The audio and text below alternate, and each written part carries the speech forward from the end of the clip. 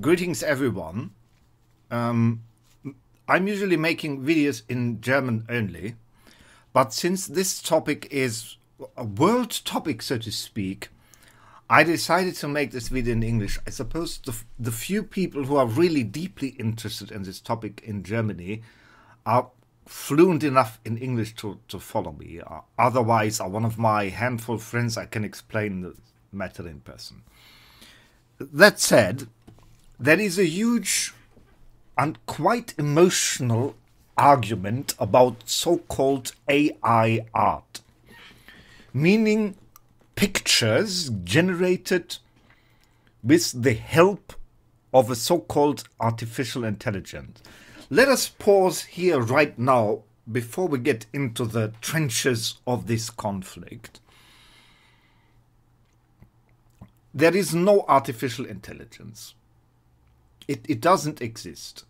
I have personally, for you, if you don't know me and you follow this, unknowing my channel and my background, I am drawing art on paper, art digitally, formerly on Photoshop, now on Clip Studio Paint, mostly on my graphic monitor, my Wacom graphic monitor.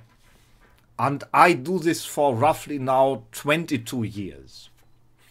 I'm 51, soon getting 52, so I started, unfortunately, my interest in drawing relatively late, because when I was a teenager or a young boy and my first interest in drawing appeared, that was in a time in the 1970s, it was not supported at all, and so it was more suppressed. Don't do this useless thing.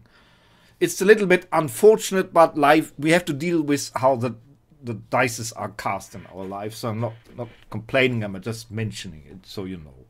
So I have a 22 years career, if you want to call it that, in more or less classical drawing.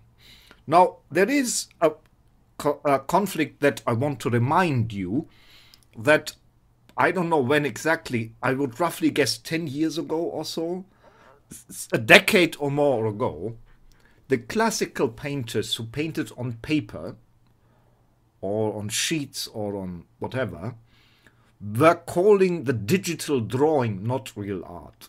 Like when Photoshop, which was the previous standard for digital drawing for a long time, until it's changed its business model, and now largely Clip Studio is more or less the standard for digital drawing. I remember quite vividly that classical painters who draw with pencils or brushes or whatever were quite vividly fighting against digital art, saying that is not real art. And of course there is a difference. On a paper, on a canvas, with brushes, with pencils, there is no undo function, there are no layers.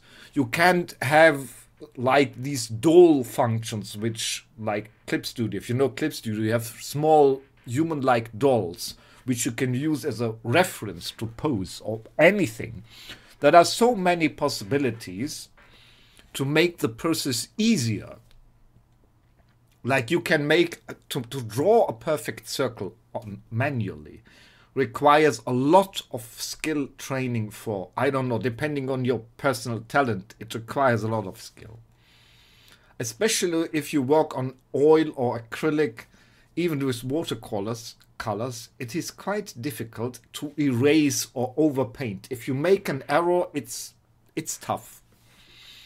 And so, of course, the skill curve to create good paintings on canvas and paper is quite larger than on digital art, for many reasons which were discussed at the time.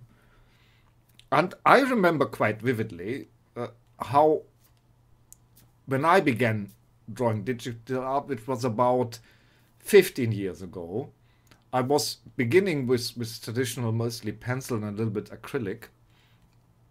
When I began drawing digital art, it was very much fought against, and there were actual painters who really wanted to censor digital art, people who draw on Photoshop and on graphic tablets and later on graphic monitors and later on Clip Studio, who wanted to this not to be regarded as art in any sense or form. I remember this. I'm by trade a social scientist and a historian. I can tell you as a historian that the struggle, this sort of struggle, is some that is at least roughly 400 or 500 years old with several phases. The struggle between artistic work, which takes time and energy to learn, versus creating machines that do stuff for you, and then the people who invested decades into their talent felt threatened and felt made obsolete. And the first time this happened in human history was when Gutenberg invented the printing press. When he invented it, the argument was, you can read this in history books, all the people, calligraphy and manual writing in a beautiful way, so that it is first beautiful to look at, and second, that people can read it and not like scribbling in a way that it's neither beautiful nor people can read what you actually wrote. Like many today have degraded in their skills of manual writing, myself included. The only things that I usually write are shopping bills, like what I want to buy. And of course they were right. I mean, today how many people have the skill for calligraphy? How many people can even write in a beautiful way? Most people, since tablets, PCs, smartphones, computers, have developed horrible handwriting. It's a reality. So, and all those people who, monks and among others, who made books manually, there was a very complex process, and it took years, decades to learn this. If you look at old handwritten Bibles, for instance, from the late Middle Ages or from the Middle Ages, you see very beautifully handmade books. And now they said, well, it just takes a boof from a printing press and we are all obsolete. And where does all our skill go? And there were then fonts developed, like several ways of writing, imitating the manual writing style. And of course, from their perspective, justifiably so, they argued it was a degradation and invaluation of their skill. It, from a real point of view, it was. But it was also a democratizing of the content. I will try to come back if I remember it. It was a democratizing of content. Now you will say, wait, what is art to do with democracy? And I say a lot. A lot. For what, let us go back and ask ourselves, what is art? Is it just something beautiful? Now we overcome that view, while I'm a very aesthetic person who loves things which are beautiful and does not like modern art which is ugly. Just my personal taste. It's not the measure which I take to say what is art or what is not art. And of course, there is no real finite way to define. At least in modernity, in the 20th century, at some point we came to the agreement that there is no way to define what counts as art and what doesn't. I mean, in so-called modern painting art, we have artists who let their dog walk into paint and then walk over a sheet, over a canvas. No, it's true. And you can laugh about this, you can mock about this. Or people who draw with their feet, or people who let elephants draw, or people who just smacked buckets of paint at a canvas. Now, we may dislike personally modern art, but we have generally in a consensus accepted, some not, but by and large, and I bet especially the mostly liberal-leaning artist community, that artist, whatever you make it to be. If I go into a museum of modern art, I'm usually bored or shocked. There's nothing that can shock me in 2022, but seriously, it's not my thing. But I would never go to all these people who who use these strange methods to create paintings and say this cannot be called art, because I'm certain there are people who look at such a painting and it resonates with them. So we see one element of what art is, and that is entirely out of the control of the creator, and that is the person consuming it. Let's take an entirely different, it's a long-winded approach here, what I do. I'm sorry, it cannot be done easier, because your fight against AI art, to say it clearly, is uninformed and wrong. That is where I'm headed to. So please do not just shut down at this.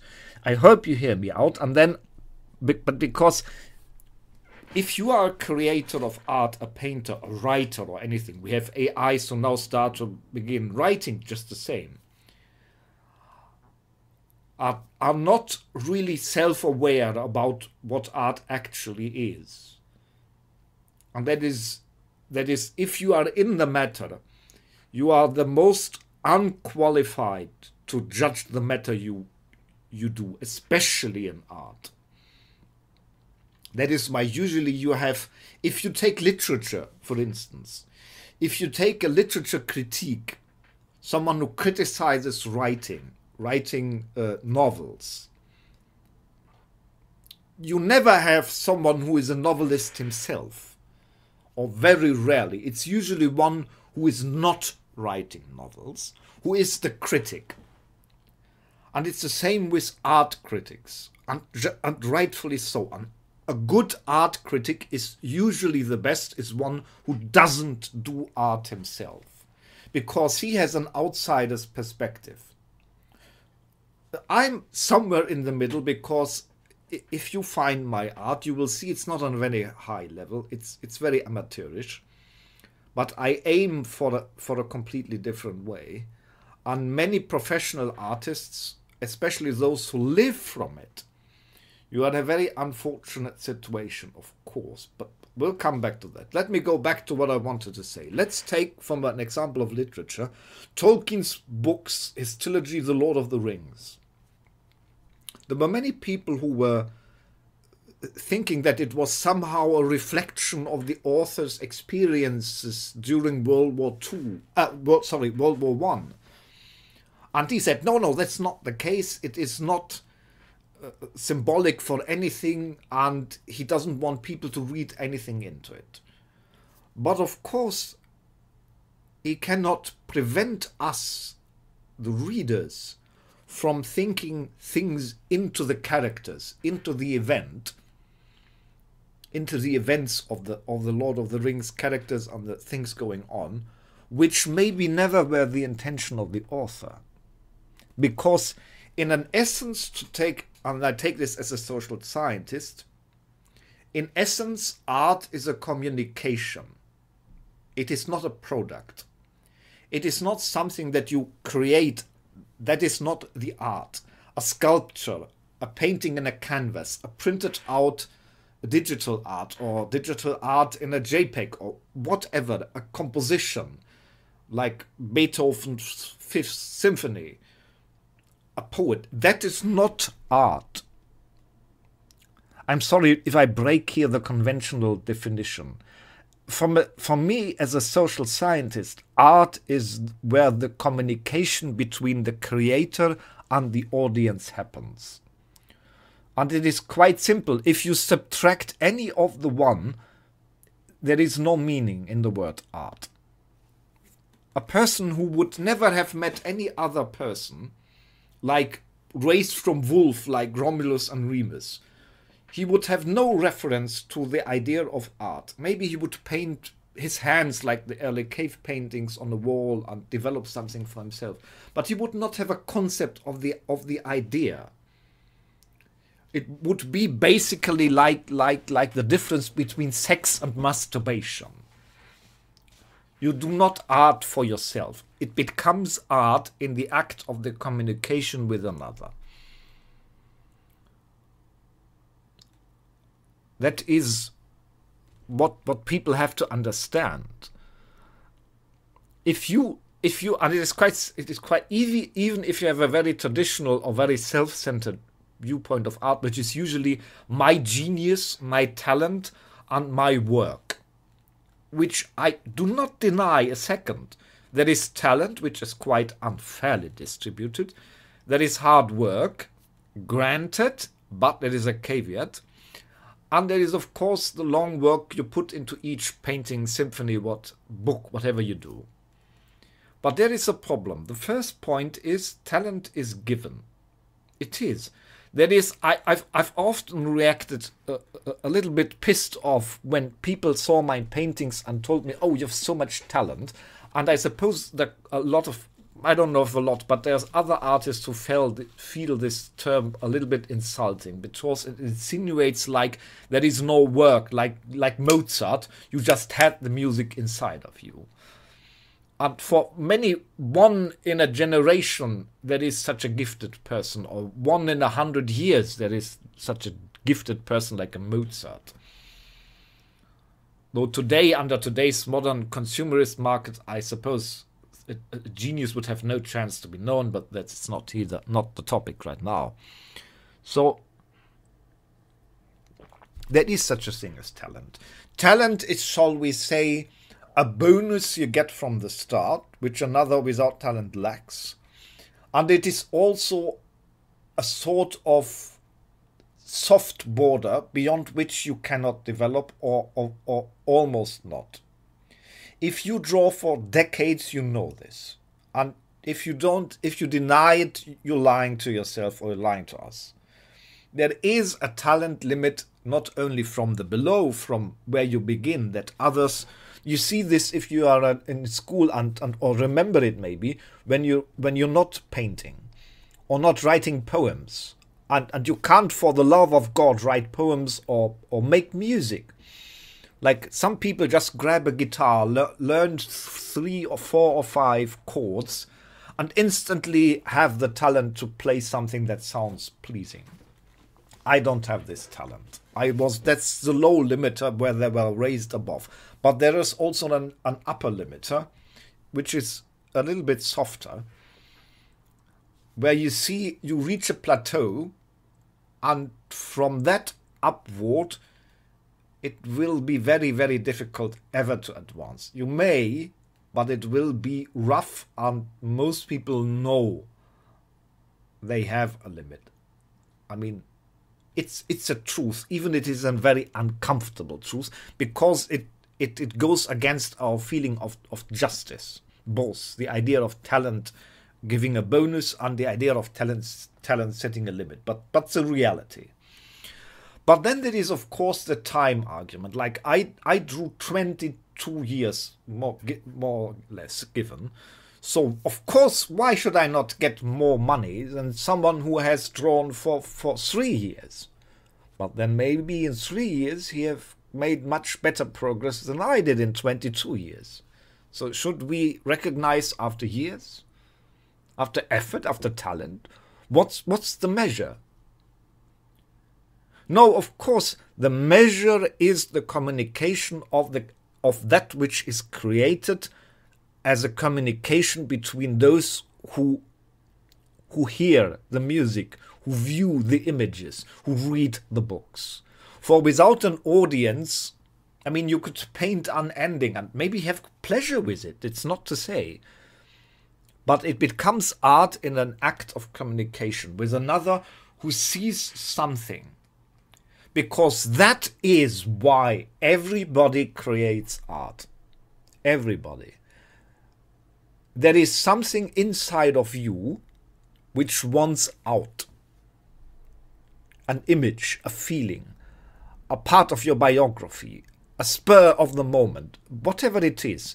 You want to make visible or audible. For audible when it is music, like singing, creating a song, singing, performing a song in a special way. And then even, that is quite telling. We would never call an opera singer who sings an aria or an opera written by another someone who steals, because he performs. But and even in the most of the time of people, when people were drawing, like Rubens, Peter Paul Rubens, he had pupils, disciples, who almost exactly painted like him, and even repainted with very slight alterations, painting that he had painted before. So much that even in our modern days, even the best experts have difficulties to tell, is this an actual Rubens or is it one of his pupils who made this? I mean, we have technological methods now to roughly estimate it, but even then, when they lived at the same time, used the same colors and chemical substances, it's extremely nigh impossible to tell with certainty. So how is this stealing such a prominent thing? If you listen to any of the painting channels on YouTube who now advocate that a mob should rise for the damnation of the heretic artificial intelligent art with the argument it is stealing, how did these channels teach you to paint? How? Do what I do. Look at paintings and learn from them. Copying and stealing is the basis of all learning. And then we live in 2022. I know it's a little bit an overstretched phrase, but I say, and I know that's an extreme claim, I say we have come to the finishing of art. At least if we look at the last, I don't know, 1,000 years of art history. What architectural style can we invent that wasn't yet there? What music style can we yet compose that wasn't there? I mean, you can make noise and call it music, but I think everything meaningful music that is pleasing to any ear was discovered. I mean, by style. That is, I suppose in music we have come to the end of styles. I'm deeply convinced of that, and it sounds harsh and strange and unexpected, but there is a limit to what we find pleasing. And we can see this especially in nothing. We can realize this as strongly as with music. We can be cheated with the eye. We can let a dog walk over a canvas. We can cover feces over a canvas with someone who has a blindfold over this eye and just smears feces over canvas, hang it in a gallery, and people will say, oh, that's art. But the ear cannot be deceived. If something sounds unmelodic, it sounds unmelodic, and no advertising in the world will make you feel it pleasing. That is the problem with visual arts.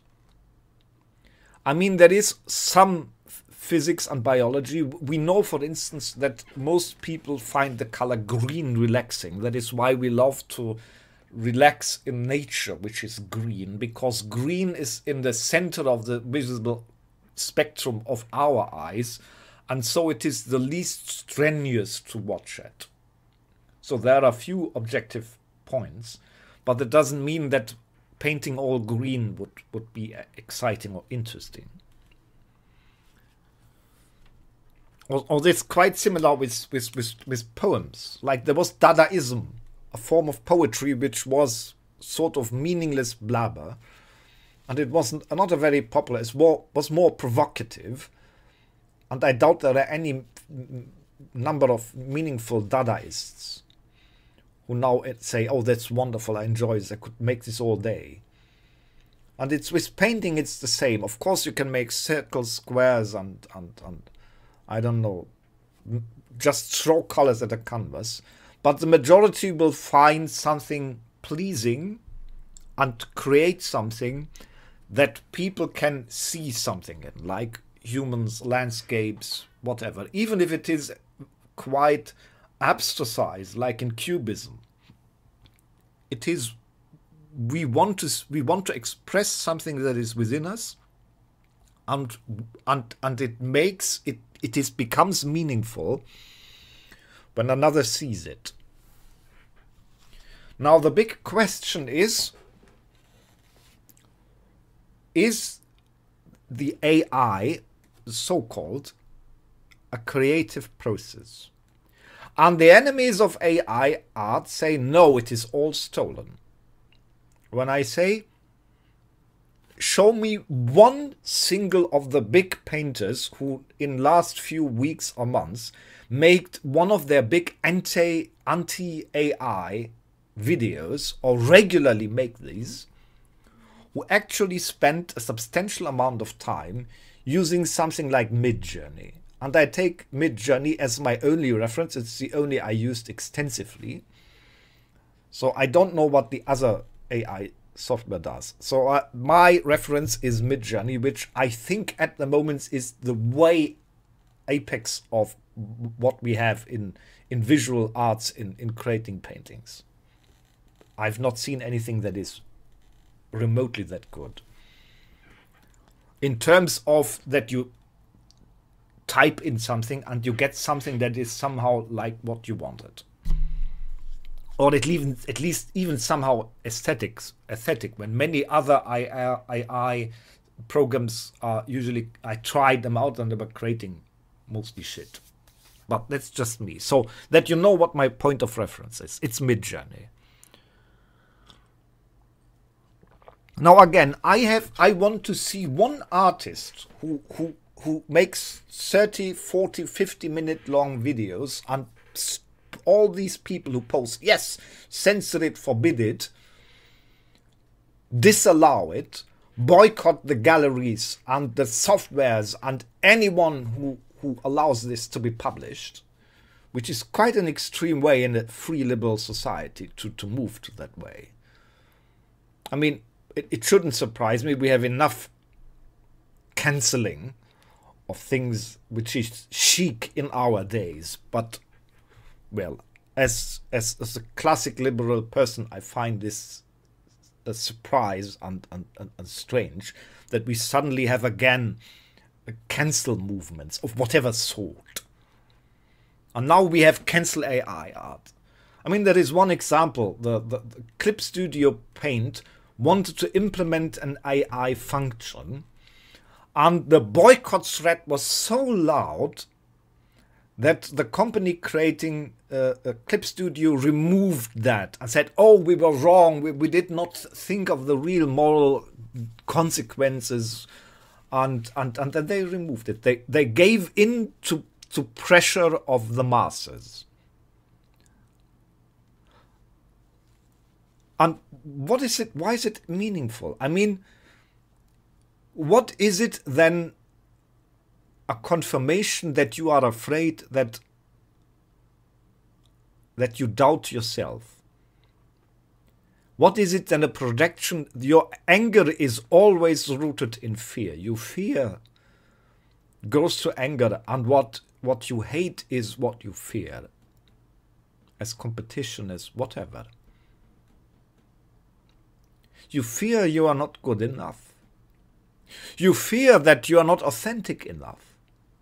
We humans have a fear of the technological development of robots, of artificial intelligence, generally in all topics, that suddenly we have still this feeling from the religious era, and I'm a religious person, a pagan, by the way, if you must know, but still I'm a religious person, so I can feel with this. I'm not an atheist who said, oh, forsake the soul, the depths of humanity. But many people who are atheists, especially in the artist community, still have this religious feeling, oh, we humans must be something special, something a machine cannot be. And we have, it is like when Galileo and other astronomers told humanity the Earth is not the center of the solar system, and the Earth is not even the center of the universe. There was a social anxiety in the era that these people were persecuted for saying something that people feared, that humanity was suddenly reduced. We are just one planet among myriads. Our sun is just one among myriads. And humans were afraid of that at the time. They didn't want to be put down. And it was the same when Darwin put his evolutionary theory, saying that we are not God-created beings. We are evolutionary descendants from apes. And it was fought with the same feeling of fear of being put down. But how can we stop? How can we seriously say we must stop this? I mean, I've taken one example in conversations with people. Today we can use high-speed trains and airplanes to travel. I'm a great fan of old detective stories like Hercule Poirot and Sherlock Holmes, especially the Poirot stories. There is a series with David Suchet. You don't have to know. You know, it's like set in these times, such movies or films or series, which I like them, which are usually set in the time between 1880 and 1930. And there is Hercule Poirot on Death on the Nile, and there are all rich people on the ship of the Nile, and there is a murder mystery, and there are butlers and maids and aristocrats and whatever there is. It's not a plebeian mass transport like today. For example, when I visited Stonehenge, it was a nightmare. Why? Because all people were like me, pleb, average people. And I could not feel the majesty of Stonehenge. But what could I complain? I was just a tourist like them. And if you have the majesty of Stonehenge alone for yourself, or see it on a photograph or in a film, you see and feel the majesty. But then if you are there with 500 tourists blocking the view in all directions, of course the majesty is gone. But what do you want? Do you want to reduce traveling so that only nobles and rich people can travel again? I'm not a rich person. I would never see anything. And I bet most of you wouldn't. Of course, creating the airplane dropped the majesty of the sky.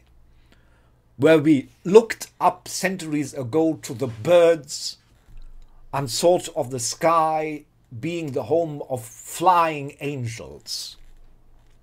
I believe in spiritual things still.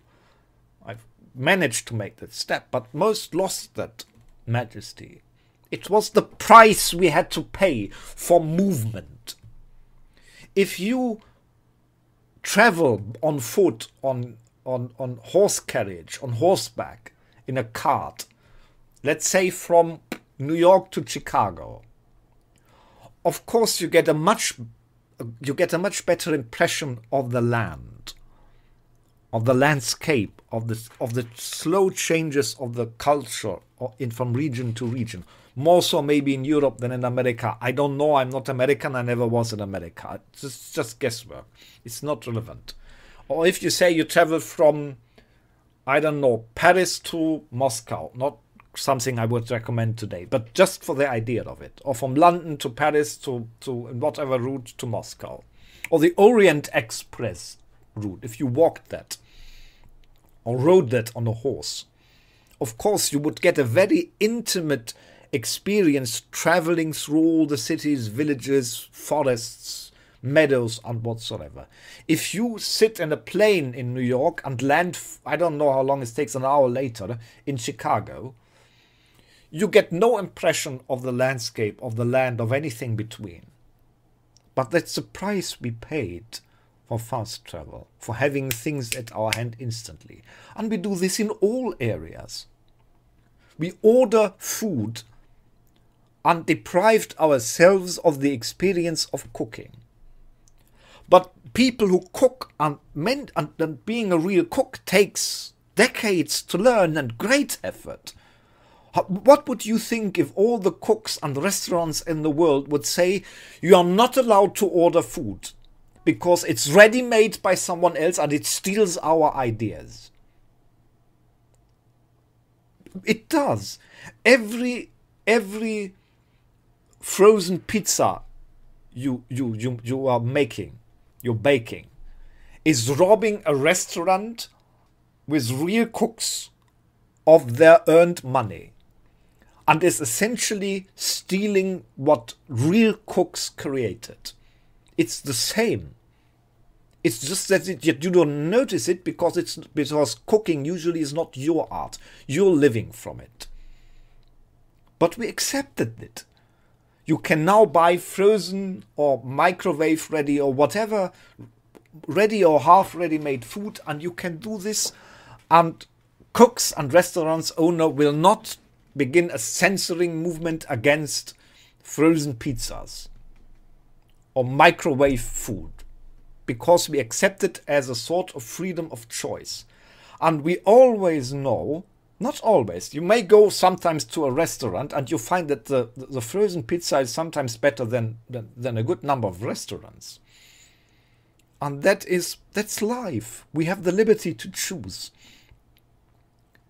And if you have a customer who wants just an image, you will not prevent him. I mean, I'm on DeviantArt, the great art site, and there are I don't know how many million of people on DeviantArt, and daily, I suppose, I've never measured, I don't know, I suppose daily there are tens of thousands or maybe hundreds of thousands new images uploaded on the heap of DeviantArt. There are some painters who can paint as majestic and as wonderful as the greatest of classical artists. I will tell you something that may shock you, and I'm absolutely serious and honest about this. I find the Mona Lisa of Leonardo da Vinci a mediocre, boring image. It's true. I found almost anything from Leonardo da Vinci boring and uninteresting.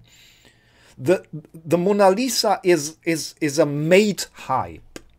It's true. If you look with real objectivity at this painting, what is interesting? There is a woman with a wheel and she's smiling a little bit, and there's what's there to find interesting? It's in your mind. It's not in the image. We don't even know what Leonardo. Maybe it was fun for him.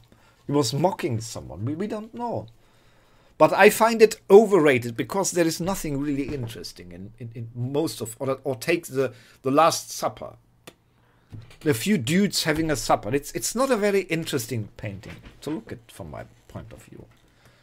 I find many of the unknown, never famous artists who have really top skills, many of them have painted on DeviantArt paintings 10 times, 100 times, 1,000 times more interesting than anything that many of the classic artists painted. And how should it be otherwise when one generation learns on top of the other? How could it be otherwise? But we have an inflation. That is the problem. Imagine suddenly a spaceship, an empty alien spaceship would land on Earth and drop 1,000,000 tons of gold from their planet. Suddenly the value of gold would diminish. Not because it's become different, but because it's plenty of it. Or we found a method to create gold cheaply, like the alchemists dreamed of. It would just inflationary devalue, but not. I mean, I like the visuals of gold. I admit, I'm really a fan of gold, of golden things. So for me, it doesn't matter if they are worth, if a gold coin is worth $2,000 or $1, because I enjoy the gold. And so it is with a painting. I don't care that the Mona Lisa has a valued price of I don't know how many millions, and the valued price of most deviant artists, top artists, is I don't know 100 or 200 euro or a dollar. Because there are artists who speak, who have made something fantastic, something unique. What is there with a weird, boring woman sitting there and doing nothing? There's nothing happening in the image. Let's take an artist which I really like, which is James Gurney. You know him from the dinosaur art. This is an artist what I like. Why? Because he creates something that is not there. Dinosaur fantasy worlds. I mean, that is why just painting... I mean, if you take...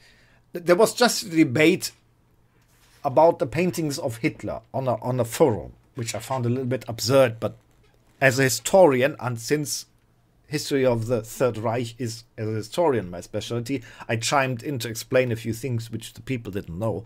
But the gist of it is, on a technical level, his pictures are okay, some good, but his paintings, that is why he was not successful, are boring.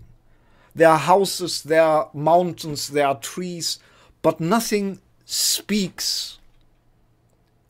Technically, he has the skills like many of his time had. But the pictures are hollow. There was an image like painting a house, painting a castle, painting I don't know whatever. A flower bouquet. And I'm not saying this because it's Hitler. Try to detach it. If you can, I know it's difficult. But I know why he was not successful, because he could paint relatively well, but his content was absolutely boring. There was a house, yes, a house. He usually painted things which existed on top of it. So I could go to the house and see it for myself, rather than seeing a painting of it. Now you may say, oh, it's an interpretation. Yes, but there is something interesting about interpretation. Because interpretation contains a process we call selection. And that is the art process. The art process is not the genius, like it is still this genius theory. We had this developed in the 19th centuries, like there is the genius, like God is a small, the genius is a small demiurge, a small creator like a God who out of nothing creates something. And we all know in art that is bollocks. I'm sorry. You know this. There is no art that is creating out of nothing. Even Mozart is a continuation of what was before. If there was nothing before, with all his talent, Mozart would have made nothing. He had Handel and whoever. He made a huge leap, yes, but he didn't paint his canvas of music on nothing. Neither did we. None of us.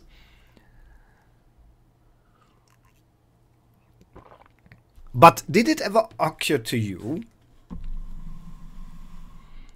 that maybe every human being has an inner reality that would be fascinating to be shareable? Now you may say, well, they can take the time to learn to compose music, or they can take the time to learn to paint paintings.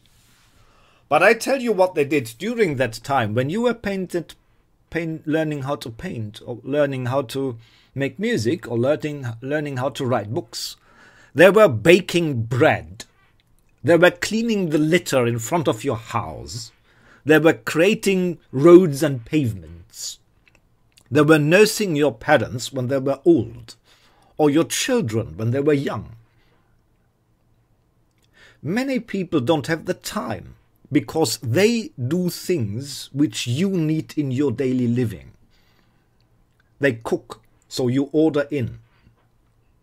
They create these frozen pizzas in a fabrication. You are just a part of a system where other people do other things, which you need as an artist. The house or apartment where you live in is built by builders, created by architects, all things which you have no knowledge and no capability of. And these architects and builders did not learn from nothing. I mean, that house you live is probably a copy-paste like millions of other houses. Because the way a house is built and usually stable and safe is only a very limited scope. So there is a limit to where you can create new types of houses, or new types of toilets, for instance. There is a few ways like you can create a toilet in order so you can use it. And that is a limited way of making music and making images and making poems and writing stories so that they're meaningful. And we see this now in any experimental art. It's often sometimes at first fascinating, sometimes shocking, but it usually vanishes away quite quickly because there is a limit to what is meaningful to what we consume. And we have reached that point in essentially all arts: writing, sculpting, composing, painting. I doubt that we will see any leap ahead, like from, I don't know, Renaissance to Baroque, or whatever era, or like Impressionism to Expressionism. I doubt very much that we will see ever such a leap ahead, because we have completed the circle of what is meaningful.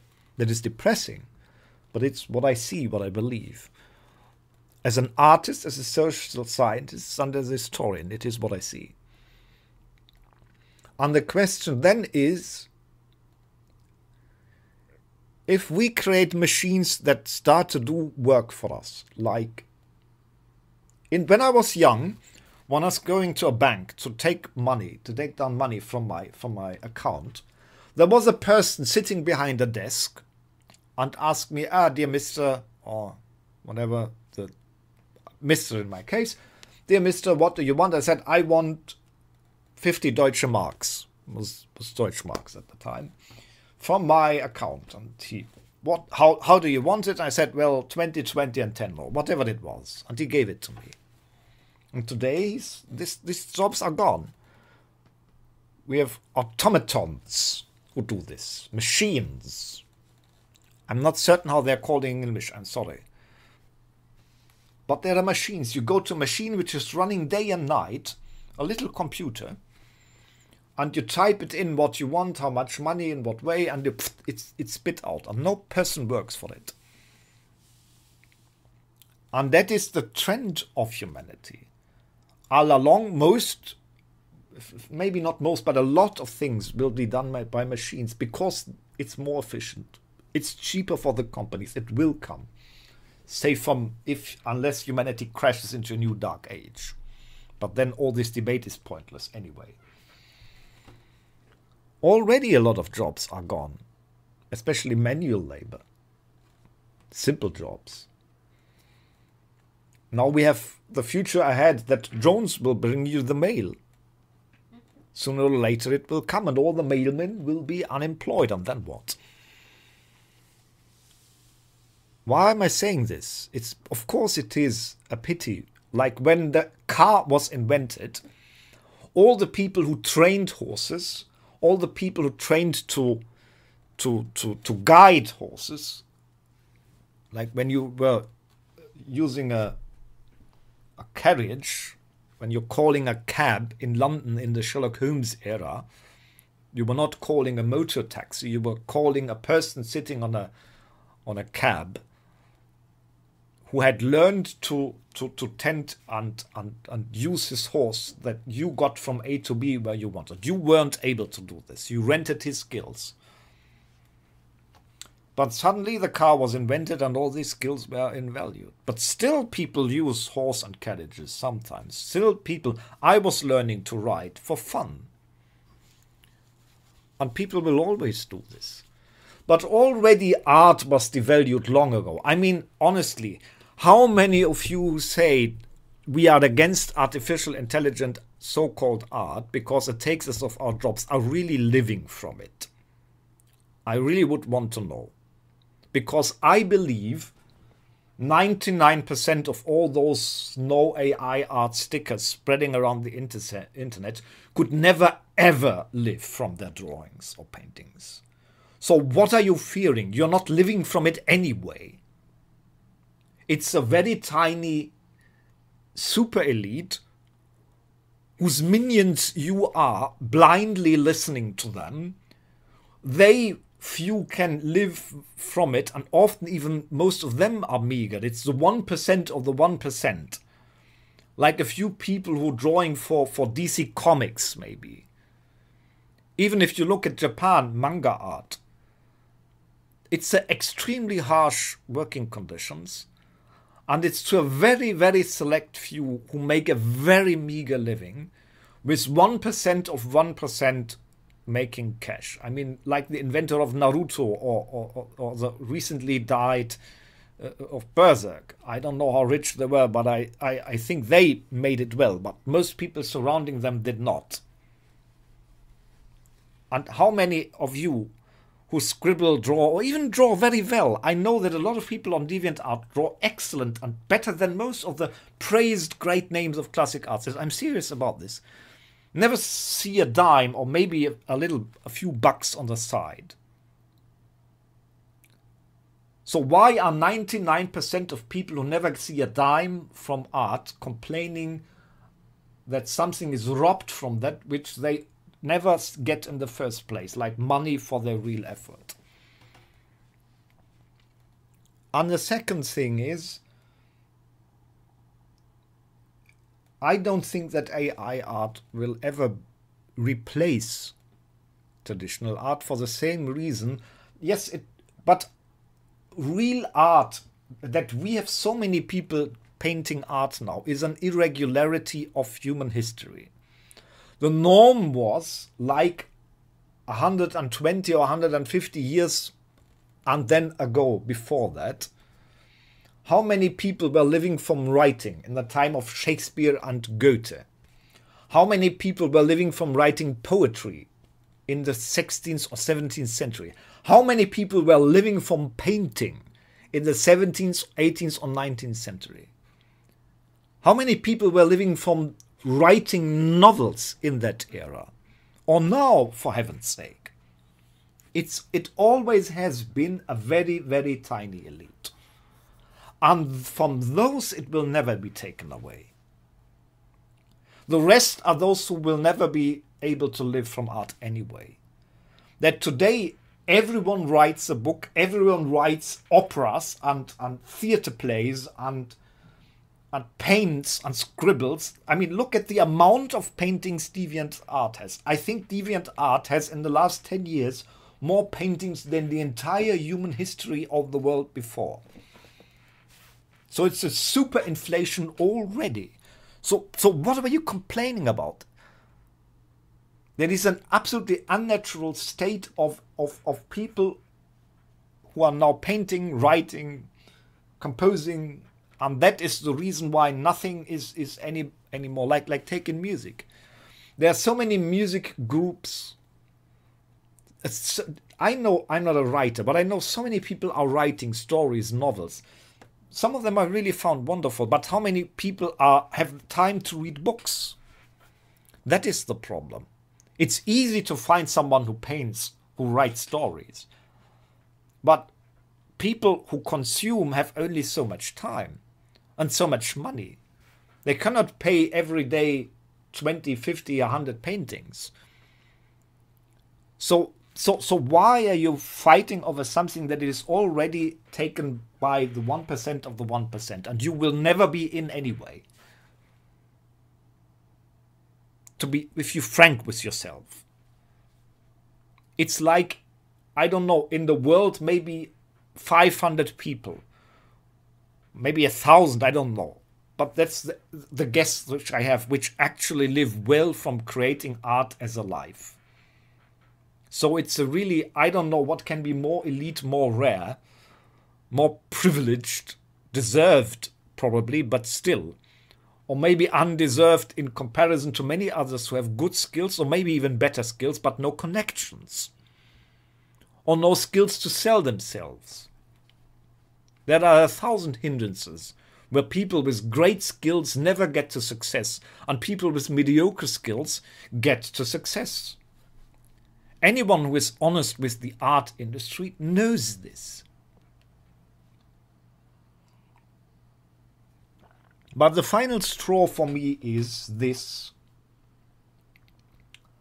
Art is justified for one thing and one thing alone: that it makes the invisible part of the human soul visible.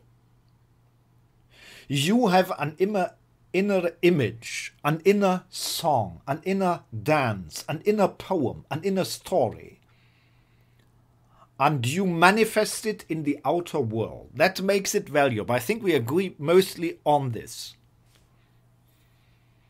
But the people who can't compose, because they bake your bread, repair your plumbing, build your house, they have images and dreams inside themselves.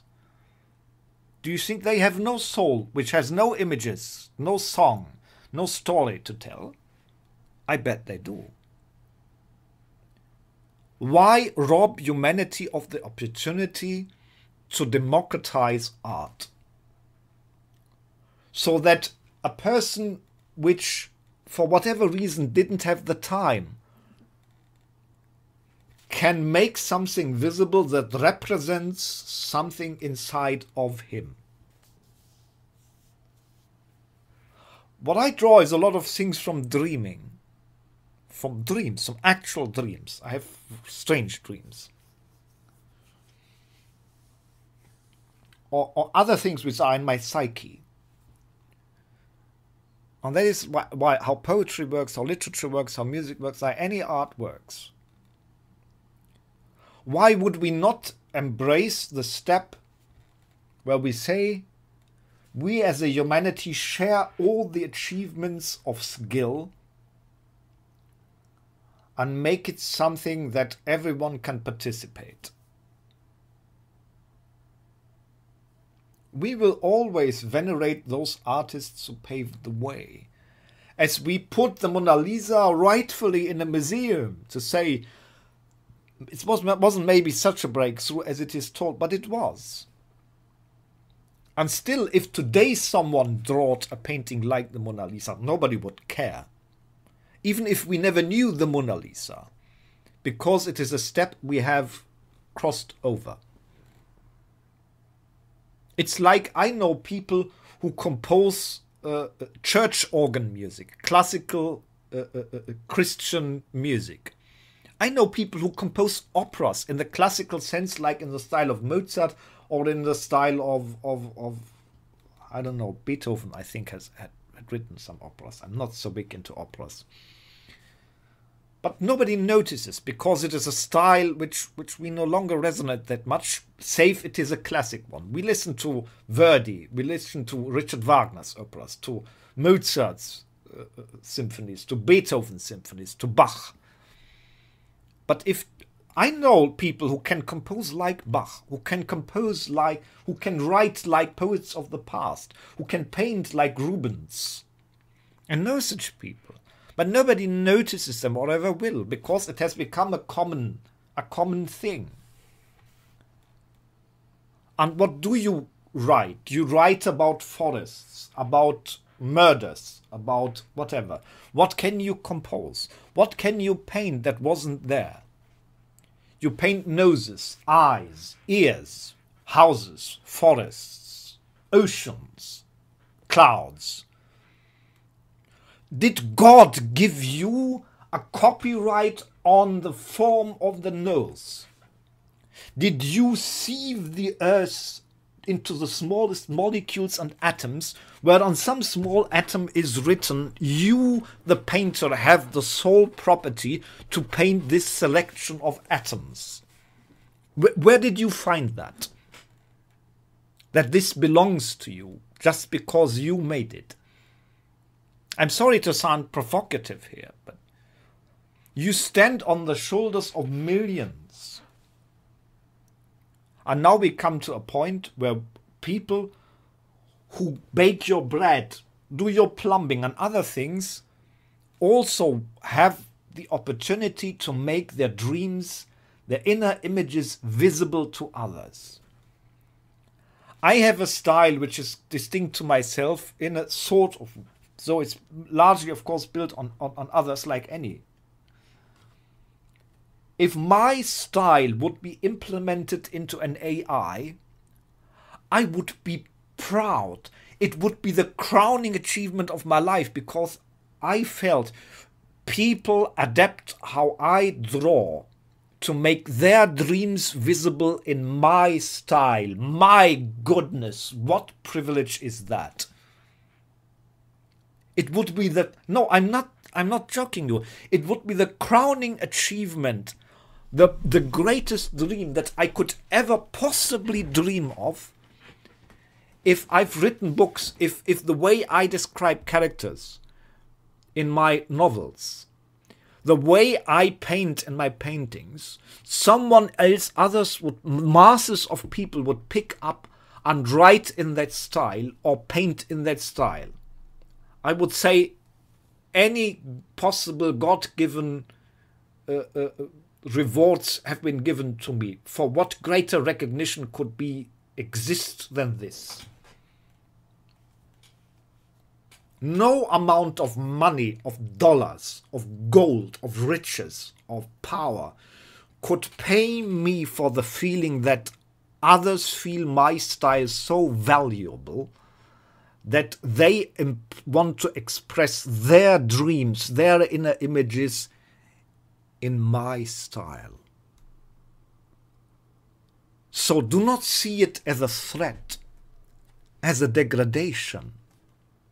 The truth is how you should see it. You should see it as the greatest gift and the greatest triumph you as a creator of art and styles could ever achieve.